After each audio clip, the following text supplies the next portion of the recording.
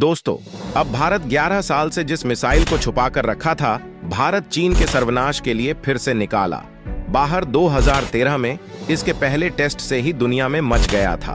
बवंडर व deadly missile आ रही है, दुनिया के सामने दुनिया में हो गई बड़ी टेंशन। दोस्तों, इस वक्त भारत और चीन के बीच भयंकर तनाव चल रहा है।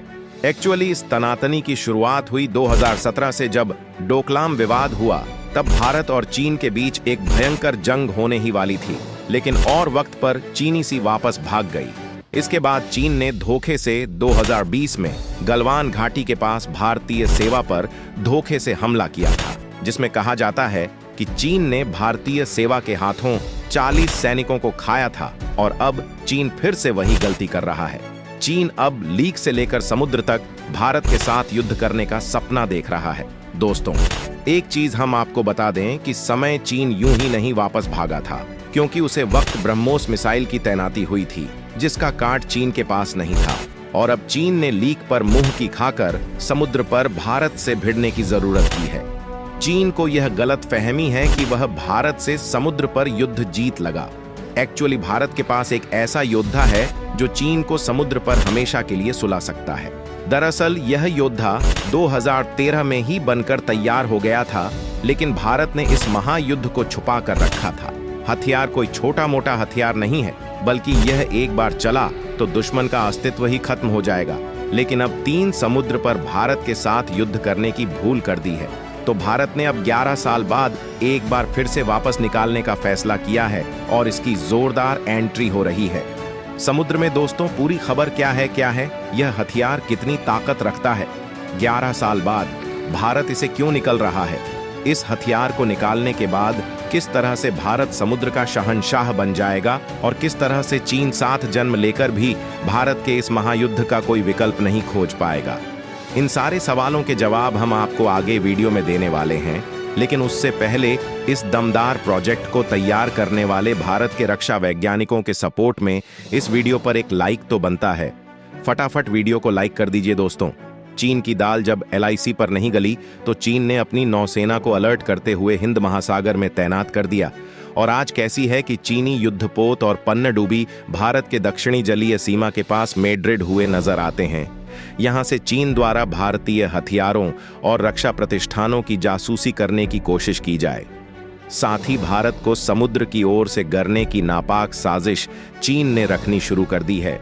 लेकिन दोस्तों, चीन की यह चाल अब ज्यादा दिन तक नहीं चल पाएगी, क्योंकि भारतीय युद्धकों को बराक और ब्रह्मोस मिसाइल से लैस करने के बाद अब भारतीय वैज्ञानिक द्वारा कुछ ऐसी तैयारी की जा रही है जिसे जानने के बाद चीन को हिंद महासागर में तैनात अपने युद्धपोत को और पनडुब्बियों की चिंता सताने लगेगी। तो भारतीय वैज्ञानिकों द्वारा 11 साल बाद अपनी एक ऐसे मायावी हथियार को लेकर जानकारी दी गई है जो हिंद महासागर में घूम रहे चीनी युद्धपोतों और पनडुब्बियों को पलक झपकते फाड़ सकता है।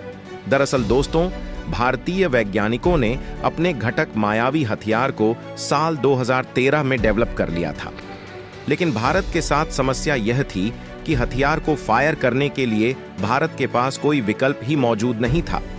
इसी वजह से भारत द्वारा अपने इस हथियार को रिजर्व में रखा गया था, ताकि भविष्य में जब इस हथियार को फायर करने के लिए भारत के पास विकल्प आ जाएंगे, तो भारतीय वैज्ञानिकों द्वारा इस हथियार को उसमें फिट कर दिया जाएगा। दोस्तों, हम बात कर रहे हैं यानी BrahMos submarine launch cruise missile की।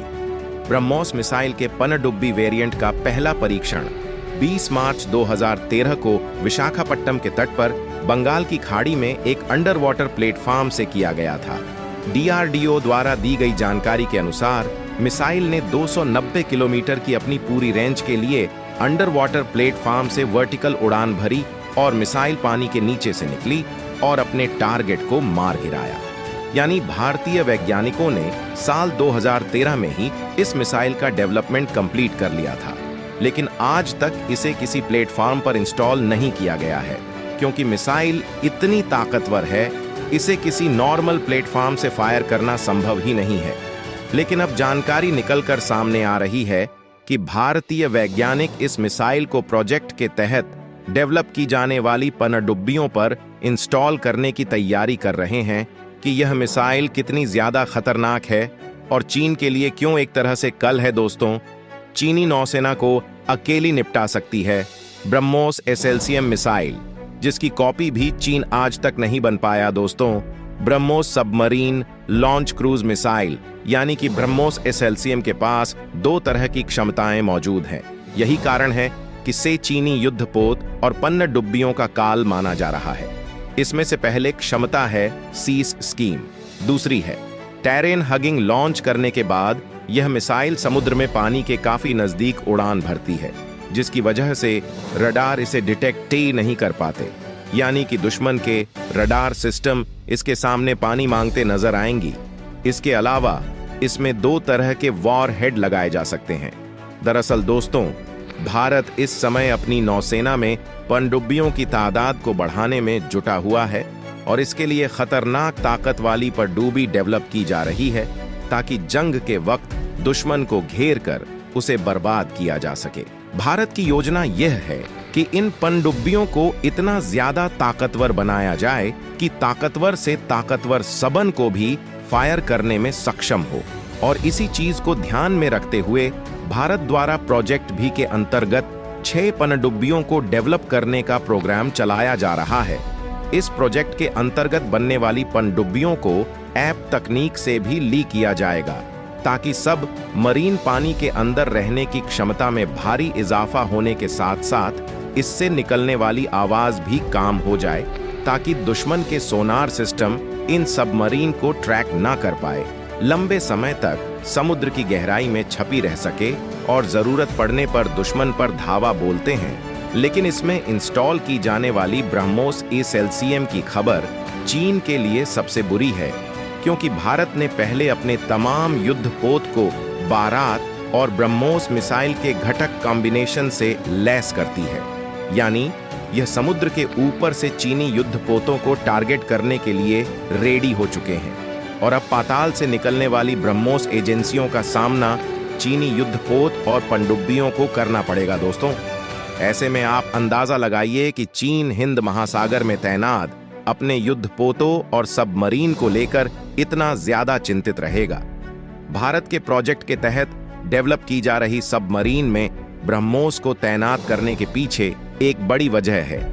यह भी स्पीड के मामले में अमेरिका की प्रमुख क्रूज मिसाइल भी पीछे छोड़ देती है। साथ ही चीन और पाकिस्तान के पास ऐसा कोई डिफेंस सिस्टम मौजूद नहीं है जो इस मिसाइल को इंटरसेप्ट कर सके। इस मिसाइल की मार्क क्षमता 400 किलोमीटर है।